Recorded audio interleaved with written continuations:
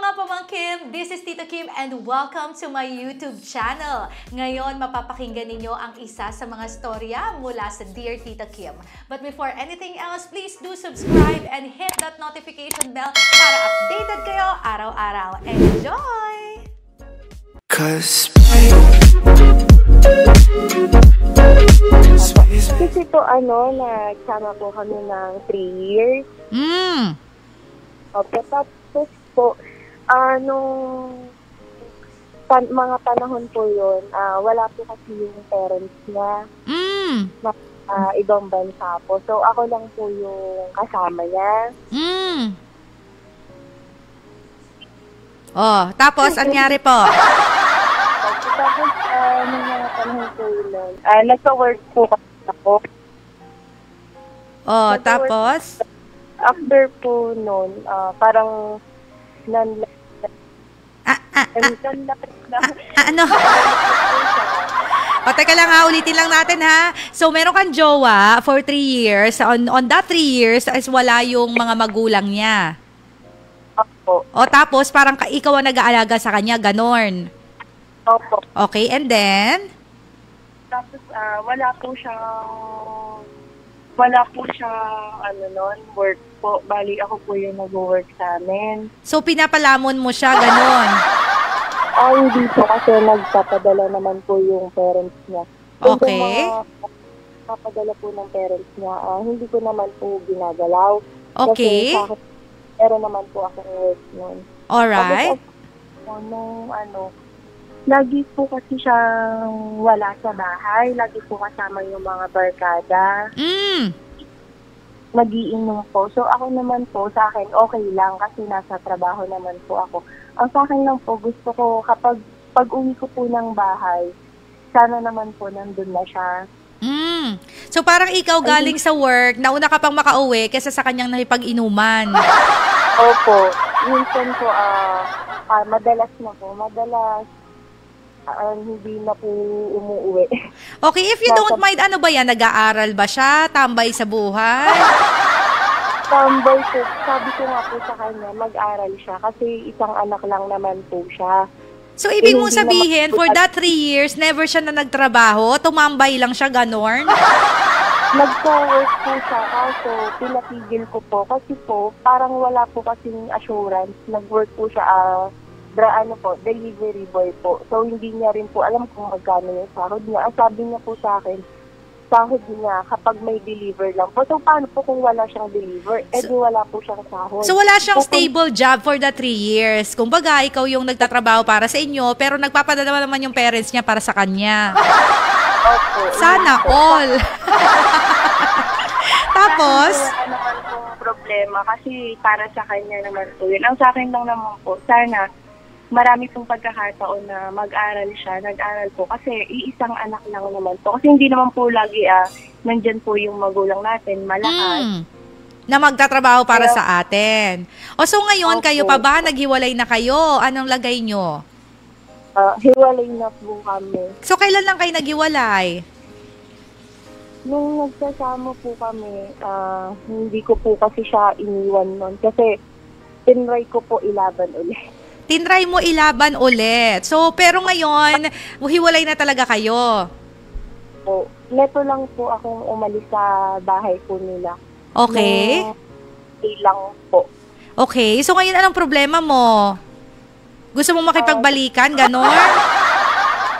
Hindi ko po kasi ma-sure sa sarili ko kung okay na po ako. Hindi mo ma-sure sa sarili mo kung okay ka na kahit may problema ka dun sa lalaki kasi mahal mo pa. Siguro nga po, gano'n. Okay, hindi siguro, yun na yun. 'Di ba? So, mahal mo pa kasi siya, kaya nahihirapan ka ngayon at iniisip mo kung tama ba yung naging desisyon mo na mag-let go at maghiwalay kayo, ganon. Opo. Ngayon po, meron na po siyang girlfriend. May girlfriend na! Kita mo nga naman ang buhay. So, may jowa na siya. Ikaw may jowa ka na bang iba? Wala po. Wala. Okay, ngayon, nasasaktan ka na masaya na siya sa piling ng iba, ganon. Opo. Aww. Masakit naman talaga yun. Kahit na minsan kasalanan pa ng isang tao na yun, kung bakit kayo naghiwalay. Pero yung makita mo pa rin siya nakasama ng iba, ang sakit pa din. Di ba, Dayan? Dayan? Okay, medyo late tayo. Parang nasa Mars ka, no? Oh. So, alam mo Oh. na meron din po siguro akong pagkukulang. Meron ka rin sigurong pagkukulang, kaya iniisip mo, kaya siya nawala, ganon. Naging busy po ako sa work po, gano'n. Tapos, nalaman ko din po, meron na po siyang, kami pa po na, nagsasama pa po kami, okay po kami. Nalaman ko po, habang nasa trabaho ako, meron po siyang sinusundo. Tapos, nung time po na, panggabi po ako sa work, nag-check po sa akin yung pinsan niya, lasing na lasing daw po yung kuya niya. So, ako naman po, syempre po, nag-alala ako. Umuwi po ako oras po ng duty ko. Sinilid ko po siya. Pag-open ko po ng cellphone niya, may ibang account po na naka-open. Tara? Nabasa ko po na meron po siyang assistant ko. Okay. So anyway, sige, ito, dederechahin na kita, Ate Diana. Ate Diane, nakikisimpatiya talaga ako kasi masakit talaga yung nararamdaman mo. Anybody naman na who went into breakup, talagang na malulungkot, malulupasay, talagang masasaktan ng bonggang-bongga. So masakit talaga yung nararamdaman mo. Pero Ate Diane, siguro, alam mo una sa lahat, this could be a lesson for every one of us, lalong-lalo sa ating mga babae. Minsan talaga mas magaling talaga yung babae sa lalaki. Actually, hindi minsan, most of the time. Diba? Most of the time, mas magaling yung dumiskarte yung babae kesa sa lalaki. Pero, pakiusap mo lang sa inyo, kung maghahanap kayo ng jojowain ninyo, isa sa mga pinakamagandang quality na dapat hanapin ninyo sa isang lalaki is yung pagiging responsable sa buhay. Hindi kinakailangan na maraming pera, hindi kinakailangan na mayaman, pero madiskarte sa buhay, may sipag, may tiyaga, at saka yung responsibilidad ay nando doon. Hindi naman kasi yan grade 4, diba? Kaya naman teenager na kinakailangan mong intindihin, di ba? So, kung ikaw nga nakakahanap ka ng trabaho, bakit siya hindi makahanap ng stable na job? Kasi para sa akin, big issue yun eh. Kung halimbawa mga ilang buwan na wala siyang trabaho at ikaw ang nabubuhay sa kanila, maintindihan ko pa. Pero kung ilang taon na tambay pa rin siya, tapos ikaw working hard, di ba? Parang hindi ko maintindihan. Tapos uuwi siya ng lasing, nauuna ka pa sa kanya. Parang hindi mo naman deserve yung ganun, girl. So, na parang binastos po ako ng kaibigan niya sa bahay po namin. Kasi pinapauwi ko na po siya noon kasi nga po 2 a.m. na. Siyempre po ako nag-aalala, nagda-drive po, nakainom. So, hatid daw po ng barkada. Kahit na nga po iyahatid, siyempre may naghihintay po sa kanya sa bahay dahil nga po dalawa lang po kami. Tapos po ako. Tapos binastos po ako ng kaibigan niya na huwag ko daw pong tawagin asawa si LJ. Ayan, nasabi mo na yung pangalan. Pero okay lang.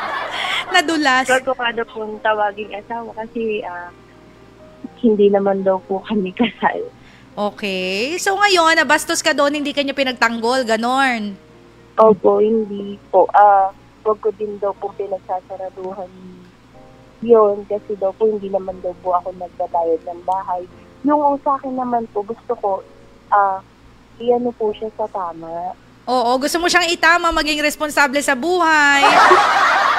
Opo, kasi sa akin po siya iniwan ng magulang niya. So kapag may nangyari po doon, sa akin po magagalit yung magulang niya, yung pamilya niya po. Okay. So, alam mo, teka lang, Dayan, maputo lang. Ay, Dayan, ano na nga pangalan? Tama ba, Dayan? So, teka lang, maputo lang kita, Dayan, ha? Nagigets ko naman talaga yung buong storya, no? Hindi naman buong buo, pero nagigets ko yung point mo.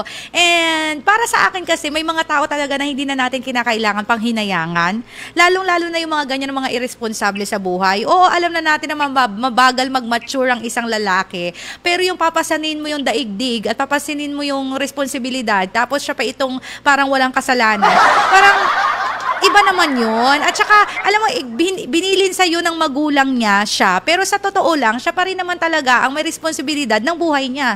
So kung anong mangyari sa kanya, magpakawala siya, magwalwal siya, siya pa rin ang mananagot doon. At siya pa rin talaga ang may kasalanan doon. Kasi katulad ng sinabi ko, hindi naman yan siya grade 4, teenager, 13, 14, 15.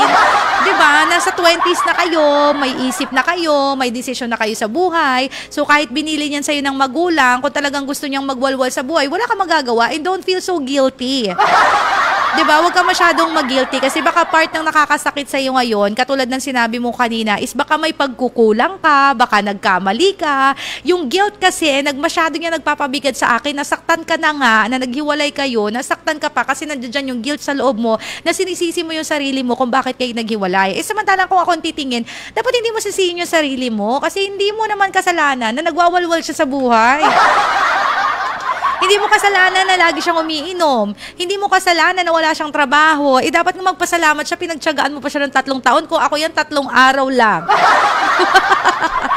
Diba? Ayoko pa naman talaga sa lahat, na quality ng isang lalaki. Ewan ko sa inyo, ayoko talaga ng tamad.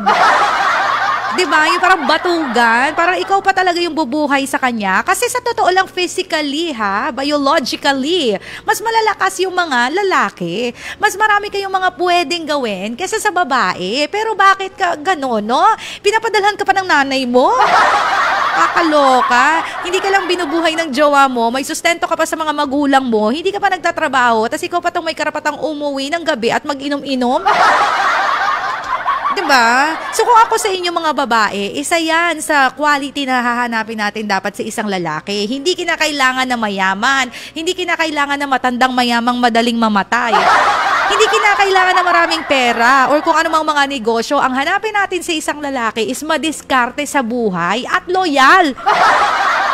Diba? Loyal at madiskarte, yung tipong kahit na ito lang yung kakayanan niya, ito lang yung mga alam niya sa buhay, hindi siya nakagraduate, o kaya naman kapos sila sa kabuhayan, pero nakikita mo yung sipag, nakikita mo yung pagpupursige sa buhay, kasi mga babae, that's one important factor na dapat hanapin natin sa isang lalaki kasi the lalaki should provide for us. That's the original making na ang lalaki dapat nagpo-provide at yung babae, you make the house a home, you make the family a home, i-culture, i-cultivate, diba, i-nurture yung inyong pamilya, yun yung job nating mga babae, pero ang mga lalaki talaga dapat ang nagpo-provide. Kaso marami mga irresponsibleng mga lalaki, kaya mga babae na lang nagbabanat ng buto. Diba? So, sa mga babae out there, hindi lang kay Dayan, alam mo, Dayan, huwag kang manghinayang sa kanya. Kasi kung ako sa'yo, ang pinaka-dapat na panghinayangan mo dyan ay kapag nagstay ka pa sa relationship na yan at binuhay mo pa yung badukugan na yan. Diba? Sa totoo lang sorry for the word, pero batugan talaga. Kasi, alam mo yon, anong ginagawa mo? 3 years tambay, halo. 3 taon kang tambay, buti sana kung may kapansanan ka, kompleto ka naman, nakainom ka pa nga. Diba? Nakapagwalwal ka pa nga. Diba? Maiintindihan ko pa kung may kapansanan ka. Kaso kompleto ka, lakas-lakas mo pa nagwawalwal ka pa. Nauna pang makauwi sa yung nagtatrabaho maghapon, ano nangyari? Diba? Tapos may mga on the side, may mga mahuhuli-huli channel o eklabo pa. Diba? So, Dayan, kung naririnig mo man ako ngayon na wala ka na dito sa ating linya, huwag kang manghinayang na nawala siya sa iyo. Maghanap ka ng isang taong responsable sa buhay. Kasi pag naghanap ka ng isang taong tamad, pinakasalan mo yung isang taong tamad, ngayon tamad yan, mas tatama rin yan. Kawawa ka naman. Yung parang buong buhay mo nagtatrabaho ka para buhayin siya at ang pamilya ninyo. Hindi Tayo mga babae, dapat ang iniintindi natin kung paano pasisiyahin ang tahanan, kung paano aalagaan ang mga anak, ang asawa. Hindi na dapat natin iniisip kung ano kakainin umaga, tanghali, gabi. Dapat ang nag-iisip niyan lalaki. Diba? Kaso kung yung lalaking na pangasawa mo irresponsible, ay sorry na lang talaga sa'yo. Diba? Kaya kung tamad ang isang lalaki, kung batugan ng isang lalaki, say no. Diba? Huwag nyo nang papasukin sa buhay ninyo. Huwag nyo nang pahirapan ang mga sarili ninyo. Kasi ang hirap po kumita ng pera, tapos yung uuwian mo, batugan, ganon. Diba? Nakakaloka. Maghanap kayo ng masipag, maghanap kayo ng madiskarte sa buhay, maghanap kayo ng loyal, kahit hindi masyadong gwapo. Basta may diskarte sa buhay at alam ninyong kaya kayong pakainin umaga, tanghali, gabi. Hindi kinakailangan ng mga masasarap, mamahaling mga pagkain, pero kayang i-provide yung mga basic needs ninyo. Kahit karpintero lang yan, kahit guard lang yan, kahit nagtitinda lang yan sa palengke. Pero kung masipag yan, mabubuhay ka talaga. Kaysa naman, nandoon ka sa isang batugan na umaasa lang sa padala ng nanay niya. Nakakaloka na high blood ako. Okay, Dayan. Ayan, kaya andito ako para sabihin sa'yo na ituloy mo na lang yung pag-move on mo. Please lang, wag mo nang balikan yung mga irresponsableng tao kasi ikaw lang din magsasuffer. Oo, mahal mo yan ngayon pero makakapag-move on ka rin. Wag mong panghinayan yung isang tao na hindi naman nanghihinayang sa'yo, lalong-lalo na may jowa ng iba. Diba? Siya na nga yung batugan, siya pa yung naunang nagjowa ng iba. Ay! Nakakagigil, diba? Thank you for watching. Again, don't forget to subscribe dito sa aking YouTube channel and follow me on my social media accounts.